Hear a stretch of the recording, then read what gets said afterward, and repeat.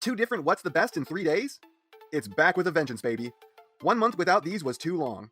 So, before you start watching this video proper, if you are here on the day that the video comes out, there should be a poll in the community tab, as long as I remember to make it, where you can vote on which figure you think I'm going to give the title of the best to. And you can leave a comment there on which figure you'd personally choose to be the best. Because what you think I'd pick and what you'd pick don't have to be the same thing. But, please do leave a comment on the videos as well. I don't want YouTube to have an aneurysm because the videos aren't receiving enough comments and stop sharing them around. I definitely have to end this new thing I'm trying if it came to that. Oh, and, is this new idea fun for you guys? Anyways, welcome to What's the Best? What's the best Wheeljack that I own? Starting off with the Wheeljack I probably talked about way too much already. It's Earthrise Wheeljack. What can I say about this figure that I haven't already? This is a figure I really didn't like for a good long while. He had the wrong chest, a weirdly off alt mode, dweeby proportions especially in the arms, but the legs as well, and despite the size of his shoes, he has a shockingly hard time standing. So yeah, I was not a fan of this figure despite all the love everyone else was heaping on it. In fact, I kinda really hated it. Not Cliffjumper hated, but hated. That's not really the case anymore. You probably already know this if this isn't the first of my videos you've ever watched, but I have him upgraded with a kit from fellow YouTuber Monologi O Robotoch, and it really elevated the figure a peg or two in my eyes. Go give Monologi a follow and maybe buy some of his awesome stuff. I'm actually going to be much nicer to this than I normally would, and that's not quite fair. Usually my response to the statement, "There's an upgrade kit that fixes the problems with the figure," is to say, so I'm supposed to spend more money on a figure that wasn't worth the money that I spent in the first place so it can become worth what I paid originally, but not worth the combined price I paid for it now. But Monologi, being the awesome dude that he is, sent me the upgrade kit for free, so I can't be as objective about this as I normally would. Like, I'm trying to think about this like I had to pay for the upgrade kit to make the figure passable, but I just can't because I didn't. So, take everything I say with a grain of salt, because it shouldn't be evaluated as positively as I'm going to. So the look of this figure has been vastly improved. Arms are still ugly, the proportions are still wonky, and it looks like he's wearing a set of boots that are way too big for him. So while that's all still true, the core of this bot is so much nicer. The color and shape of his new chest really slims him, and it draws the eye away from the huge board nailed to his back. It's the correct shape, and it's so vibrant and lively, it puts everything else out of focus and lets you appreciate the figure's killer head sculpt. I still hate the arms when I look at them, but I don't look at them anymore because I'm busy looking at the chest. It's so weird that you can transform this guy's feet too high up and have him basically balance on his tibias.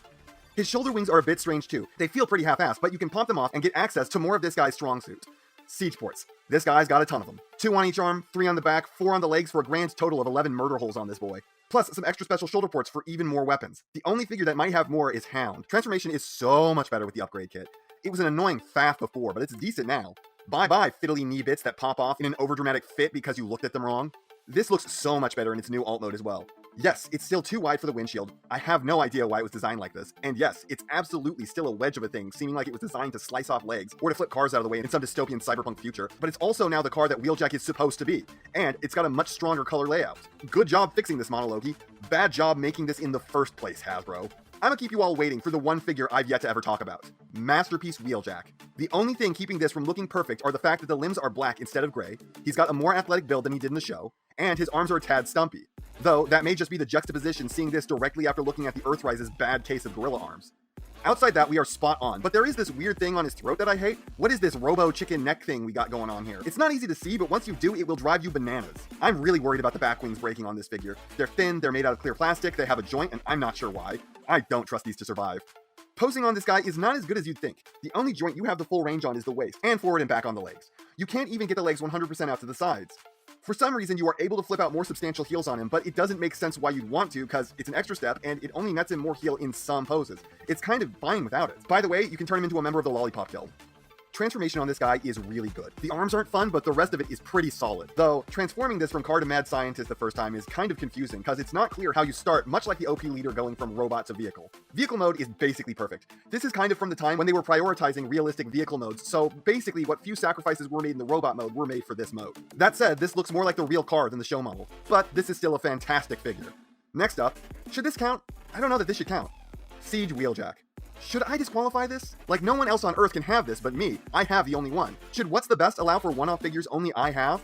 Well, so far this is the only possible time that this can happen. You know what? Screw it. I want to talk more about my baby.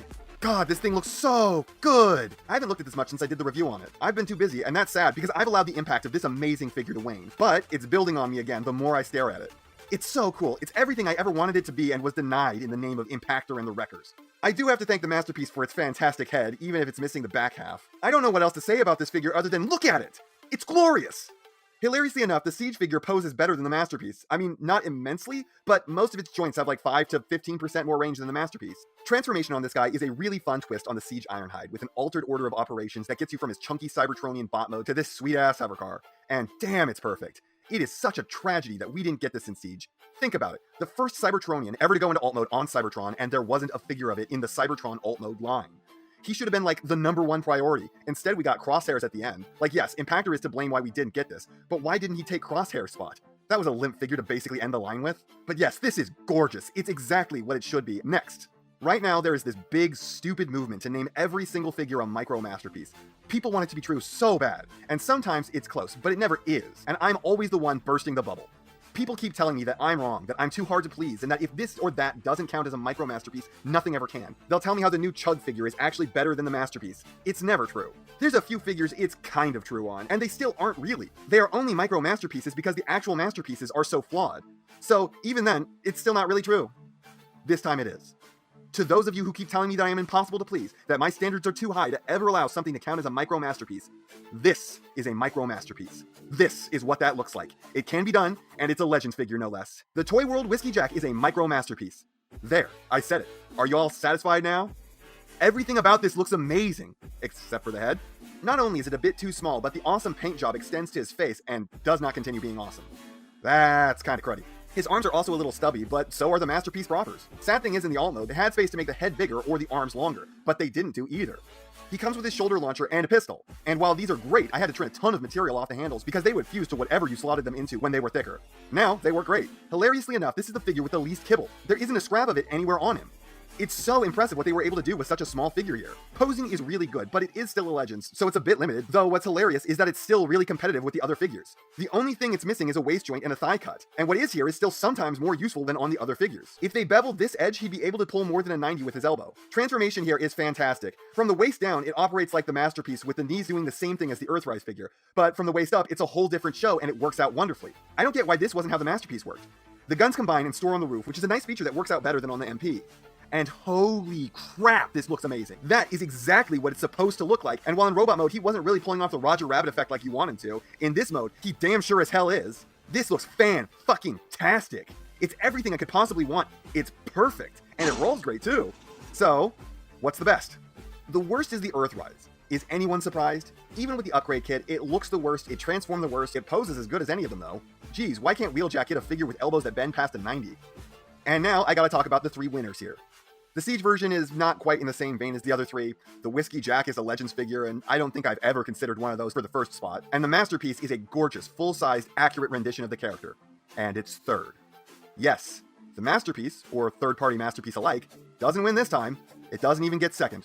It gets 3rd. As for 2nd, people might say that I'm not taking my criteria of accuracy to the classic interpretation of the character into account. And I'd say, you're wrong. The Siege Wheeljack is a very faithful representation of a version of the classic character we only ever got to see for a few minutes.